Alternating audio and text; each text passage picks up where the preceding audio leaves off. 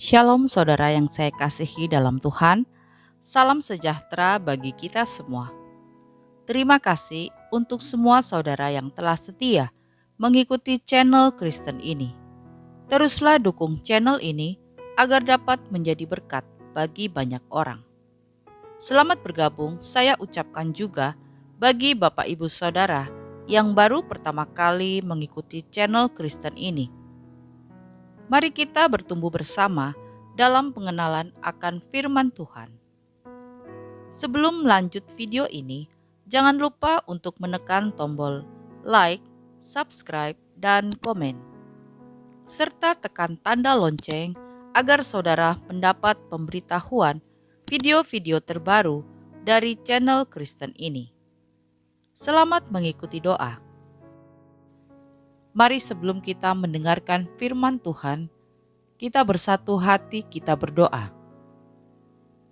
Bapa di surga, Bapa yang kami panggil di dalam nama Tuhan Yesus Kristus, kami bersyukur buat hari yang baru ini, kalau kami ada sebagaimana kami ada, semua karena anugerah-Mu. Saat ini Tuhan, kembali lagi kami datang di hadapan-Mu. Kami akan mendengarkan dan merenungkan firman Tuhan.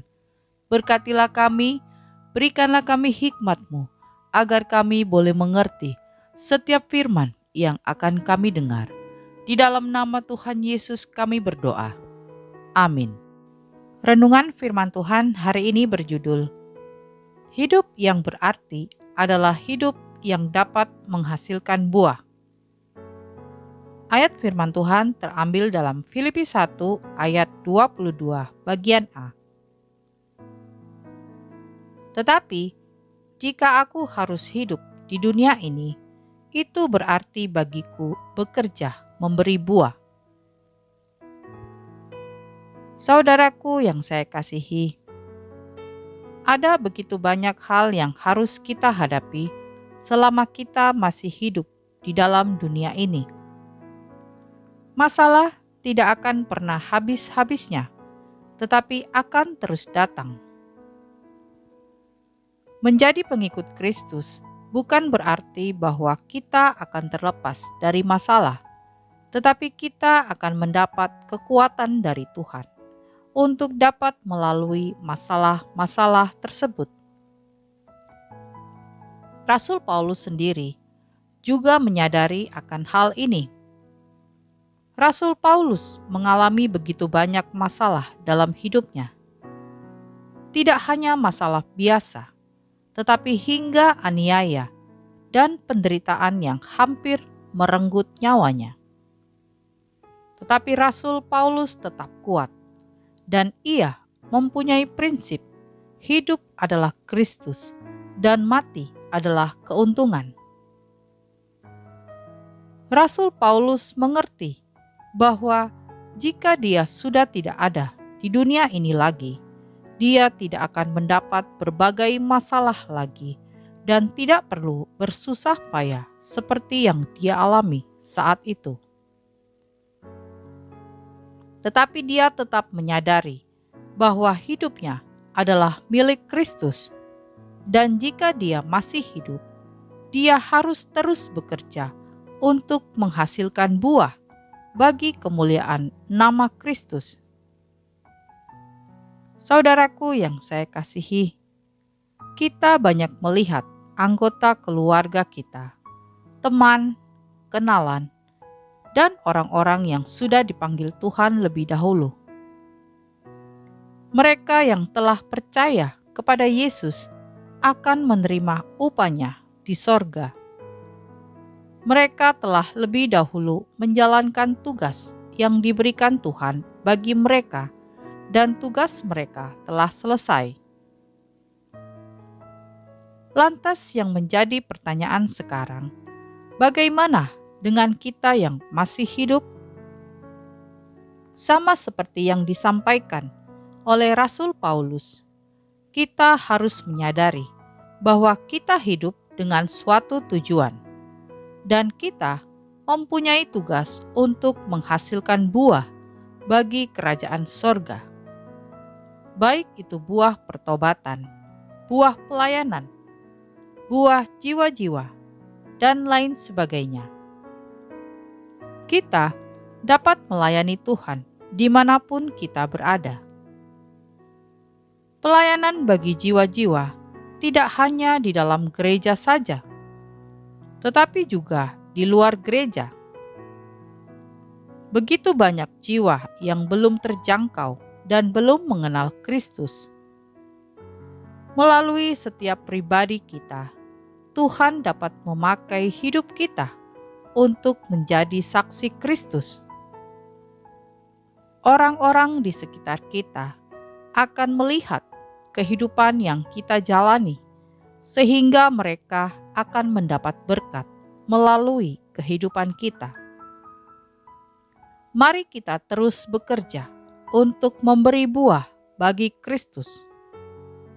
Tidak ada kata selesai selama kita masih hidup di dalam dunia ini. Kalaupun saat ini kita masih belum tahu apa yang harus kita lakukan, lakukan saja kebaikan dan perintah-perintah yang Tuhan firmankan. Dengan menjalani hidup sesuai dengan firman Tuhan, tidak menyimpang ke kiri dan ke kanan, kita telah ikut ambil bagian untuk memberi buah bagi Kristus. Tidak hanya itu saja, bagi kita yang bekerja di dunia sekuler, biarlah kita bekerja dengan sungguh-sungguh. Bagi yang berwirausaha, biarlah melakukan usahanya sesuai dengan nilai-nilai kebenaran.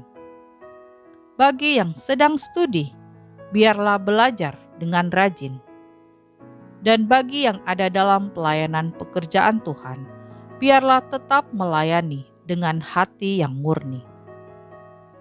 Apapun yang kita kerjakan, biarlah itu kita lakukan dengan sungguh-sungguh, seperti kita melakukannya untuk Tuhan. Tuhan akan terus menambahkan talenta bagi setiap pribadi yang tekun dan setia menjalani pekerjaannya dan melakukan perintahnya. Tuhan akan terus mengangkat hidup kita dan akan senantiasa memberikan kekuatan bagi hidup kita. Ada saatnya kita merasakan lelah, tetapi jika kita mengalami kelelahan tersebut, biarlah kita datang kepada Tuhan. Tuhan akan memberikan kekuatan baru bagi hidup kita. Dan kita tidak akan pernah berhenti bekerja untuk memberi buah. Yesaya 40 ayat 31. Tetapi orang-orang yang menanti-nantikan Tuhan mendapatkan kekuatan baru. Mereka seumpama Raja Wali yang naik terbang dengan kekuatan sayapnya. Mereka berlari dan tidak menjadi lesu. Mereka berjalan dan tidak menjadi lelah. Amin. Mari kita berdoa. Bapa di surga, terima kasih untuk firman Tuhan hari ini. Kami sadar ya Tuhan, bahwa hidup kami adalah milik Tuhan. Kami harus hidup menghasilkan buah. Mampukan kami Tuhan, agar kami boleh senantiasa dapat menghasilkan buah-buah dalam kehidupan kami, agar nama Tuhan diagungkan dan dimuliakan.